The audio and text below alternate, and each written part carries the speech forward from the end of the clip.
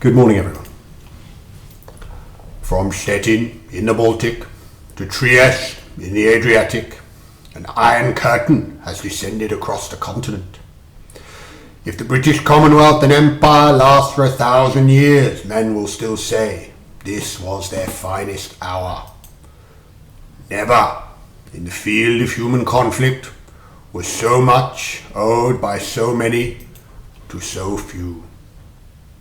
We shall fight on the beaches, we shall fight on the landing grounds, we shall fight in the fields and in the streets, we shall fight in the hills.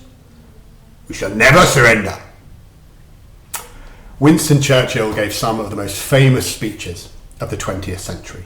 He had a brilliant oratorical style, shamefully imitated by me just now. The speeches he gave that are the best known were those that he made in the early days of his premiership during the Second World War. A time when Britain stood alone against the tyranny of Nazi Germany. He used words to change the world. He made Britain believe that it could stand up to evil, something that few at the time thought possible. He is unquestionably one of the greatest leaders that Britain has ever had, and is often recognised as such in various polls of greatest Britons. However, long before he was a Prime Minister, he was a schoolboy. He didn't really enjoy school. He later said about his time at Harrow, "I had hardly ever been asked to learn anything which seemed of the slightest use or interest, or allowed to play any game which was amusing." He said that it was the only unhappy period of my life. There were two subjects he was good at though, history and English, and they helped him have some sort of identity at school. He won a prestigious prize in his first year, and the prize was for declamation or public speaking. Public speaking is hard to do, and standing up in front of hundreds or even thousands of other students takes a degree of confidence from a young man or woman. To win this prize, the 13-year-old Churchill recited a poem from memory. Now, it would be good going if our lower fifth, our year 10s, could memorise and declaim any of the poems that they'll be working on at the moment in their English anthologies. The average length of those poems is probably about 20 lines. The poem that Churchill declaimed from memory, aged 13, was 1,200 lines long. Now just get your head around that. Learning and being able to recite and perform a poem that is 1,200 lines in length. It's a heck of an effort. The poem he recited is called Horatius. It's about a Roman warrior by that name who defends a bridge against an invading army and so saves the city of Rome. The poem was written in 1842. It celebrates heroic courage and has some powerful lines. And as the Romans wonder how to save their city, Horatius volunteers to defend a narrow bridge across the river Tiber with only 2 comrades, so that the rest of the Roman army can destroy the bridge behind him, condemning him to an almost certain death from the thousands of invaders. The most famous lines in the poem, some of Churchill's favourites, are: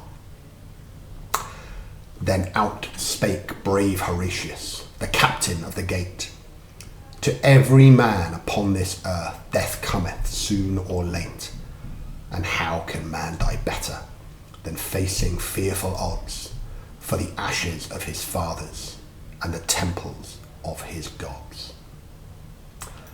Learning about young Churchill's feat of memory got me thinking about the very notion of remembering things. Why did memory matter, and does it matter today? For centuries, memory was incredibly important. If you wanted information, you had to remember it. Technology has completely changed all that. The name of the world's largest search engine, Google, has been a transitive verb for at least 20 years. Its first recorded use as such was in an episode of Buffy the Vampire Slayer in 2002. To Google something was added to the Oxford English Dictionary 4 years later in 2006. If we want to know something now, We just reach for the phone and look it up. There is no such thing as not remembering. So why do we teach knowledge? Why do your teachers ask you to remember stuff? Why on earth are you having to learn information for the cross-set tests and mock exams that you'll be doing this term? Isn't it all just a waste of time?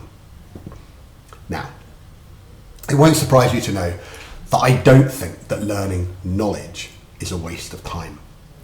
Teaching specific knowledge helps you with how you deal with every issue and problem that enters your brain as you get older. Some of those problems will inevitably emerge in an exam hall. You'll be faced with a question that you don't know the answer to, and subconsciously you will draw upon all the knowledge that you've ever accrued in your life to help you answer it. Now that may be what is referred to as domain knowledge, meaning that knowledge that you have that is relevant to the specific question being asked of you. For example, in an English examination, you may be asked how a poem uses a particular form or meter. When answering such a question, you draw on your long-term memory of everything you've ever learned. The poem might have particular patterns that reflect work that you've done in maths, say. Or else the poem might be about the natural world, and you may recall learning about elements of it in geography or biology. In short, there is no such thing as too much knowledge.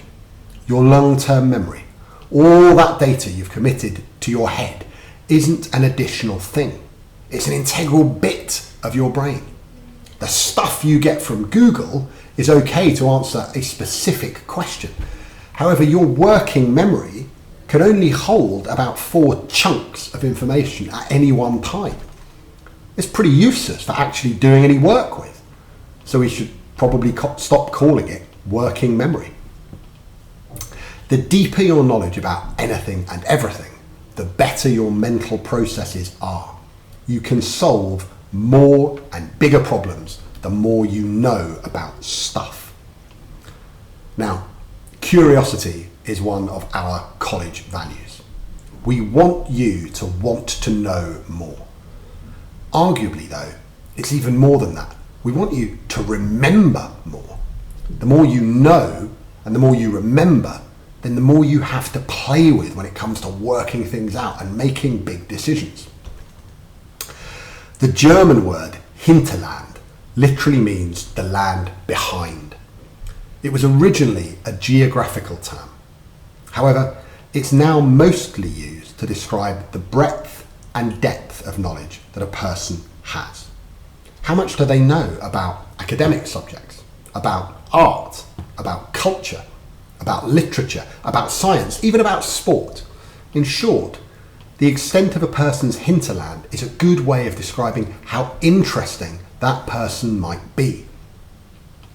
People who only know about one thing or who only care about one thing, no matter how intelligent they are rarely interesting. They can't make creative connections between disciplines. They can't always see beyond their own area of interest.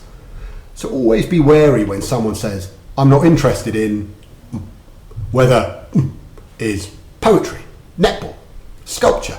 It shows a lack of curiosity, and so probably shows they're a pretty dull person. To possess a broad cultural and intellectual hinterland absolutely does not mean that you must remember great swathes of poetry like Churchill did. However, it might be interesting to try and learn something in that fashion. There are competitions to see what people can manage to remember. The World Memory Championships is the most famous. It has 10 different disciplines. Amongst them, how many numbers can you remember in 1 hour? How many playing cards could you remember in 1 hour? How many dates could you remember in 5 minutes? Now, the current world records for each of those disciplines I just mentioned are 4,620 numbers remembered in an hour, 2,530 playing cards remembered in an hour, and 154 historical dates remembered in 5 minutes. Most of the competitors in these sorts of championships use a very specific system of trying to remember things. Now, this is referred to as the method of Loki. This does not refer to a Norse god or Marvel superhero. It refers to locus, or the Latin word for place. It's also known as the memory palace system.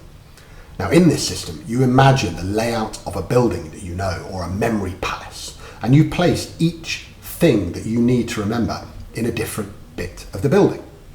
When you need to remember it, you walk through the palace in your mind and locate each thing you're trying to remember in its specific place, or Loki. The earliest account we have of this technique being used is from ancient Rome. It was common for politicians to use it to remember their speeches.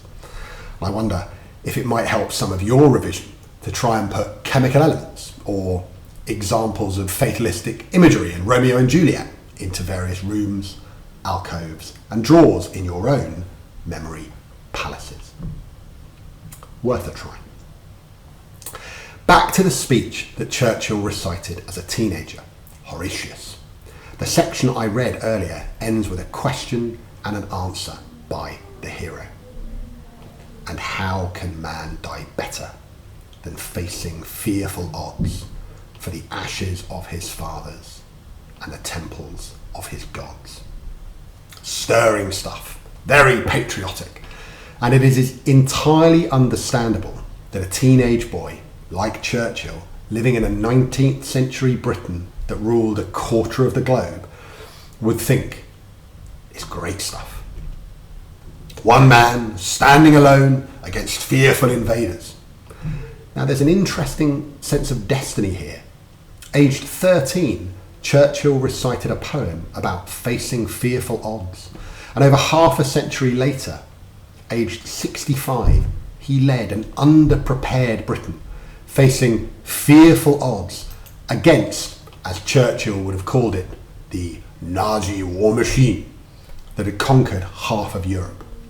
It is undeniable that Churchill craved an opportunity to lead his country, and probably, if we're honest, to lead it in a war. When he was 17, he said to a friend, "I tell you, I shall be in command of the defences of London. In the high position I shall occupy, it will fall to me to save the capital and save the empire." By the time he became Prime Minister, he had been in Parliament for 38 of the last 40 years. He wanted a crisis, and he wanted to be the hero that saved his country from that crisis. His ambition to save his country was realised. He dreamt big, and eventually those dreams came true. I wonder how many of us here today dream big. How many 13-year-olds in our chapel this morning might dream of reciting 1,200 lines of poetry? How many 17-year-olds might dream of saving their country from a crisis in 2074? I would hazard a guess that not many people have such delusions of grandeur. Now, that's not necessarily a bad thing. I wonder, though, if a lesson from today's assembly might be that one ambition in life might be to keep hold of that curiosity that we all innately possess, to build on it, to feed it, and to nurture it. Churchill certainly did, and it served him well. You don't need to be filled with his patriotic fervour and belief. You don't even need to be filled with self-belief. Churchill struggled with his mental health and spoke eloquently about a metaphorical black dog that might today be described as depression that hounded him. Even in the depths of his low moods, though, Churchill was still curious. He still looked to build his hinterland, to read, to write, to learn. He never stopped trying to get better in nearly every sense of that word. That's something we can all do. Never stop learning. Never stop being curious. Never stop aiming to be more interested, and so to become more interesting as a person. We will finish today's assembly with a prayer. Lord, grant me the curiosity to explore what I do not understand, the courage to question the things I do, and the generosity to share my interests and my passions with those around me, and to listen to and engage with the interests and the passions of others. Amen. When the time comes, I do hope that you all enjoy a wonderful half-term break. Thank you.